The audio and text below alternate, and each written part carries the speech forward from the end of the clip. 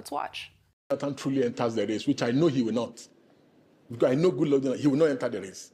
If Goodluck Jonathan truly enters the race, we will now have 6 major southern candidates running against one northerner. The only people that Tinubu is afraid of in this election is northern Nigeria. He knows that the south is already done and dusted. Even right now that Goodluck Jonathan has not entered the race, Tinubu is still afraid of northern Nigeria. If they have a way, they'll make sure that Atiku is not on the ballot.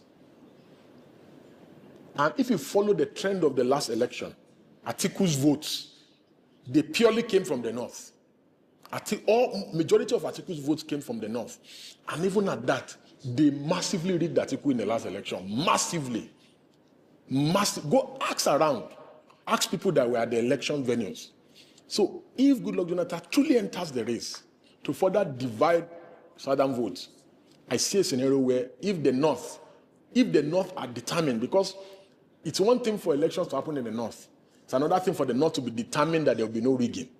Because the truth of the matter is, we lie and kid ourselves if we say that they don't rig elections in Nigeria. They rig elections almost everywhere in Nigeria.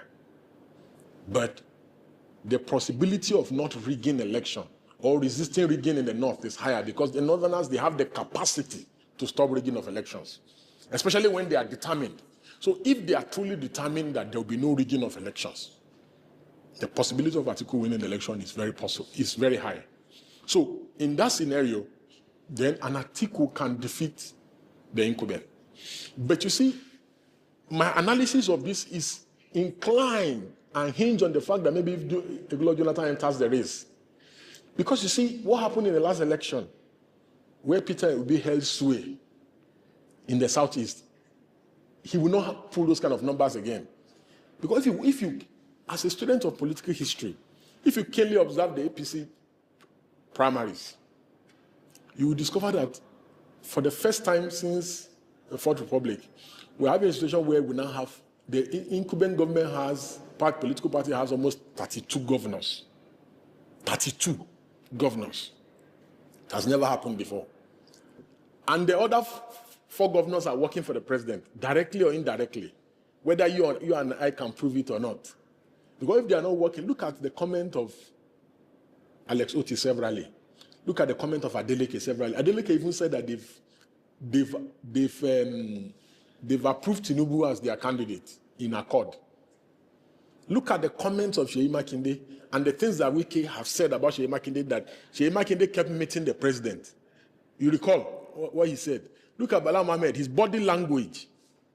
So all these people, if all the government, if you look at the APC primaries, it's like they were trying to outdo themselves to please the president in that primaries. It's like everybody wanted to show more psycho-fancy, that Mr. President, we are here for you, we will do anything for you. So they will not be able to pull in the south. The people that are contesting that think that they'll be able to pull the numbers will no longer be able to pull the numbers. Even in Oyo, where Seyi Makinde reigns supreme today as governor, if care is not taken, Tinubu will likely defeat him. Even though he's running as a presidential candidate in Oyo, Tinubu is likely going to defeat him there. So the numbers, and all Tinubu needs to do in the next election is to get those votes in the south-south, get those votes in the southeast, get the majority votes in the southwest, come to the north central, eat into the north central, then he has most of the governors in the north are working with him and the political leaders. They will have done their numbers and get the numbers. Unlike the last election, no, just like the last election, he has a sitting governor.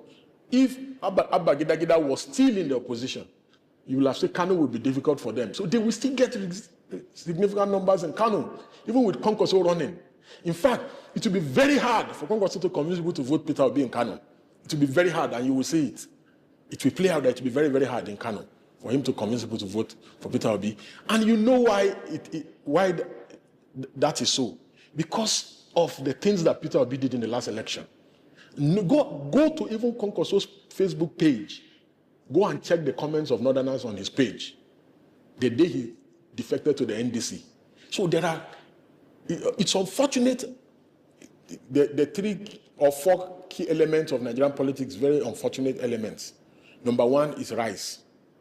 Number 2 is money. Number 3 is politicians have embedded religion into polity. Then tribe.